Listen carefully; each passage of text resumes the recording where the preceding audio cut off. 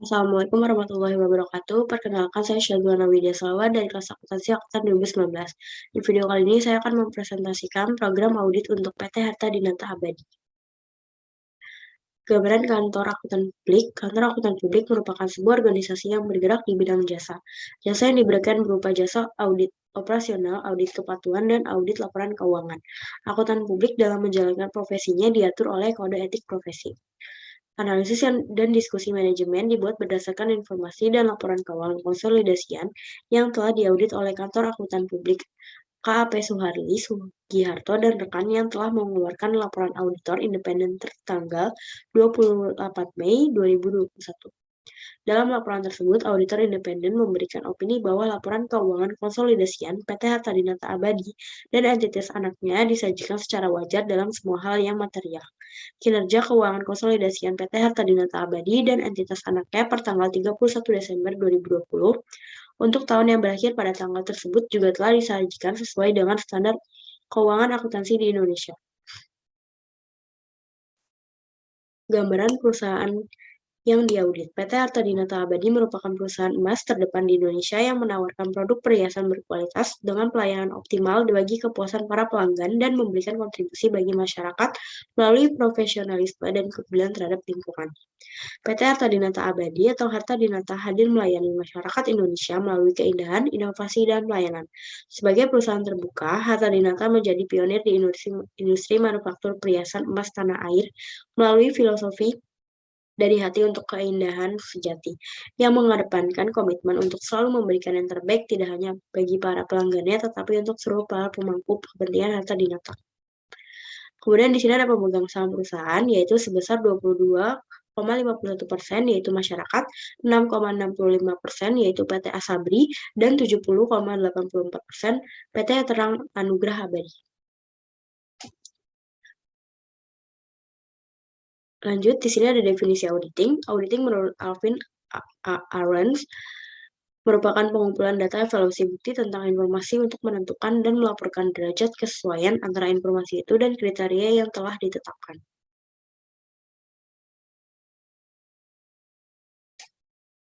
Selanjutnya, bukti audit menurut Alvin Ahrens. Bukti audit atau audit evidence adalah setiap informasi yang digunakan auditor untuk menentukan apakah informasi yang diaudit dinyatakan sesuai dengan kriteria yang telah ditetapkan. Bentuk-bentuk bukti audit dapat berupa data elektronik dan data lain tentang transaksi, komunikasi tertulis dengan pihak luar, observasi oleh auditor, kesaksian lisan pihak yang diaudit atau klien. Bukti audit ada beberapa. Yang pertama itu pemeriksaan fisik atau physical examination. Yang kedua, konfirmasi atau confirmation. Yang ketiga, inspeksi atau inspection.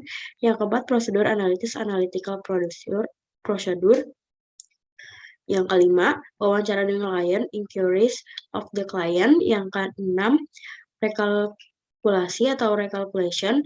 Yang ketujuh, pelaksanaan ulang atau pre-performance. Dan yang terakhir, observasi atau observation. Kemudian di sini ada prosedur audit.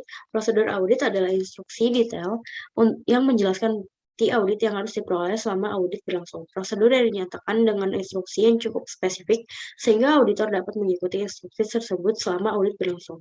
Yang pertama ada pengujian pengendalian, yang kedua pengujian substantif atas transaksi, yang ketiga prosedur analitis, dan yang keempat pengujian substantif atas rincian saldo.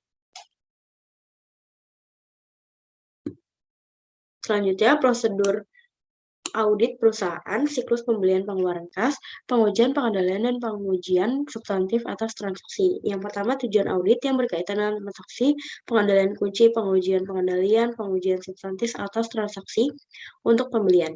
Tujuan audit yang berkaitan dengan transaksi pembelian yaitu pembelian yang dicatat adalah untuk barang dan jasa yang diterima yang konsisten dengan kepentingan terbaik klien atau keterjadian. Dengan pengendalian internal kunci, permintaan pembelian, pesanan pembelian, laporan penerimaan, dan faktur vendor dilampirkan pada voucher. Faktur vendor, laporan penerimaan, pesanan pembelian, dan permintaan. Pengujian pengendalian umum, yaitu memeriksa dokumen dalam paket voucher untuk eksistensi, memeriksa ada tidaknya persetujuan, dan memeriksa indikasi verifikasi internal. Kemudian pengujian substantif atas transaksi yang umum, mereview jurnal pembelian, buku besar umum, dan file induk utang usaha untuk melihat jumlah yang besar atau tidak biasa.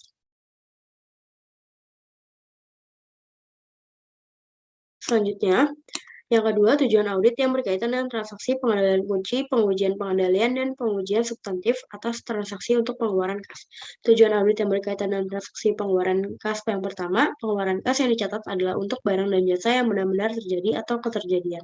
Pengendalian internal kunci, persetujuan pembayaran pada dokumen pendukung yang diberikan, kemudian pengujian pengendalian yang umum, memeriksa indikasi adanya persetujuan, dan pengujian substantif atas transaksi yang umum, mereview jurnal pengeluaran kas dan buku besar umum dan file induk terkait, serta memeriksa dokumen pendukung.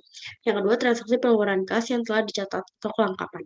Pengendalian tanda kunci, cek dan dokumen persetujuan telah dipranomori dan diperhitungkan. Kemudian pengujian pengadilan yang umum, memperhitungkan urutan cek atau dokumen persetujuan, dan pengujian substantif atas transaksi yang umum, merekonsiliasi pengeluaran kas yang tercatat dengan pengeluaran kas pada laporan bank atau bukti pengeluaran kas. Dan yang ketiga, transaksi pengeluaran kas yang dicatat sudah akurat atau keakuratan. Dalam pengendalian internal kunci, perhitungan dan jumlah yang dikeluarkan untuk pengeluaran kas atau pembayaran telah diverifikasi secara internal. Kemudian pengujian pengendalian yang umum memeriksa indikasi verifikasi internal dan pengujian substantif atas transaksi yang umum, yaitu menyiapkan bukti pengeluaran kas. Selanjutnya, pengujian substantif atas rincian saldo, tujuan audit yang berkaitan dengan saldo dan pengujian atas rincian saldo untuk kas utang usaha. Tujuan audit yang berkaitan dengan saldo yang pertama, utang usaha dalam daftar utang usaha sama dengan file induk terkait dan totalnya ditambahkan dengan benar serta dengan buku besar umum atau detail tie-in.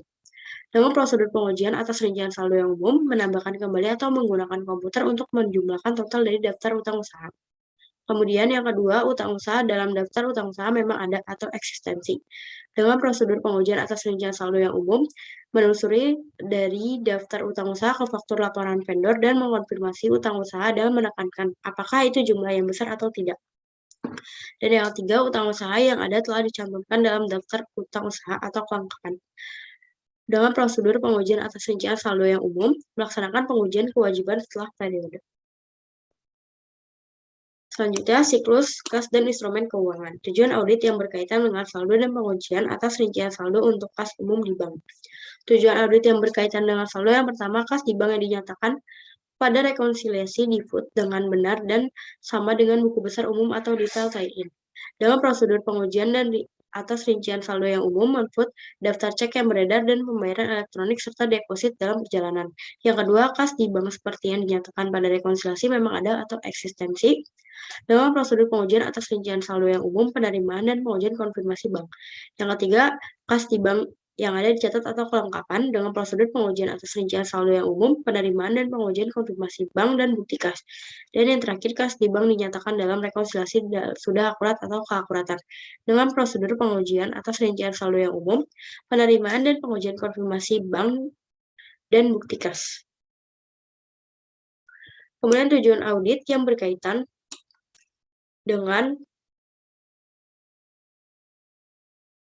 saldo dan pengujian atas rincian saldo bagi akun instrumen keuangan. Tujuan audit yang berkaitan dengan saldo yang pertama, instrumen keuangan seperti terdaftar pada schedule aktivitas investasi telah di-put dengan benar dan sesuai dengan buku besar umum atau detail tie-in. Dengan prosedur pengujian atas rincian saldo yang umum, mem-put schedule aktivitas investasi, membuktikan schedule aktivitas investasi atas penambahan dan pengurangan, dan menelusuri saldo akhir per kategori ke buku besar umum. Kemudian, instrumen keuangan seperti terdaftar pada schedule aktivitas investasi memang ada atau eksistensi. Kemudian, instrumen keuangan yang ada sudah dicatat atau kelengkapan, dan instrumen keuangan seperti terdaftar pada schedule aktivitas investasi sudah akurat atau keakuratan. Dengan prosedur pengujian atas rincian saldo yang umum, konfirmasi kepada broker dealer atau pihak ketiga, dan inspeksi fisik sekuritas atau kontrak derivatif, dan inspeksi perjanjian yang mendasari. Kemudian instrumen keuangan telah diklarifikasi dengan tepat dalam laporan keuangan atau klasifikasi. Dengan prosedur pengujian atas rincian saldo yang umum, pengujian atau klasifikasi yang tepat atau perdagangan tersedia untuk dijual dan ditahan untuk jatuh tempo. Kemudian memverifikasi klasifikasi yang tepat pada catatan kaki sebagai estimasi nilai wajar tingkat 1, 2, atau 3. Selanjutnya, program audit untuk pengujian pengendalian dan pengujian substantif atas transaksi siklus pembelian dan pengeluaran kas PT Harta Dinata Abadi. Siklus pembelian, 1. Lakukan pengamatan terhadap prosedur, persetujuan atas permintaan pembelian, order pembelian, penerimaan barang, dan pembuatan bukti kas keluar. 2. Ambil sampel transaksi pembelian dari register bukti kas keluar, dan lakukan pemeriksaan terhadap dokumen pendukung. 3. Periksa bukti yang digunakan formulir bernomor atau urut tercetak dan pertanggungjawaban pemakaian formulir tersebut. Keempat, menelusuri sampel bukti keluar yang disetujui dan dilakukan penyusutan ke dokumen pendukung dan catatan akuntansi yang bersangkutan. Dan yang kelima, periksa adanya pengecekan independen terhadap posting ke buku pembantu jurnal. Siklus pengeluaran kas, 1. Lakukan pengamatan terhadap prosedur pembuatan cek dan pencatatan cek ke dalam register cek. 2. Menelusuri sampel transaksi pengeluaran kas dari register cek dan lakukan pemeriksaan terhadap dokumen pendukung. 3. Periksa bukti digunakannya formulir bernomor, urut tercetak, dan pertanggungjawaban pemakaian formulir tersebut. 4. Menelusuri sampel bukti kas keluar yang telah dibayar dan lakukan pengusutan ke dokumen dan catatan akuntansi yang bersangkutan. 5. Periksa adanya independen terhadap posting ke buku pembantu jurnal. Selanjutnya, program audit untuk pengujian substantif atas rincian siklus pembelian dan pengeluaran kas PT Harta Dinata Abadi. Yang pertama, menambahkan kembali atau menggunakan komputer untuk menjumlahkan total dari daftar utang usaha. Yang kedua, menelusuri dari daftar utang usaha ke faktur laporan vendor. Yang ketiga, mengkonfirmasi utang usaha dan menekankan apakah itu jumlah besar atau tidak. Yang keempat, melaksanakan pengujian kewajiban setelah periode. Dan yang kelima, mereview daftar dan file induk untuk pihak terkait, wesel atau kewajiban berhubungan lainnya, utang jangka panjang, dan saldo debit.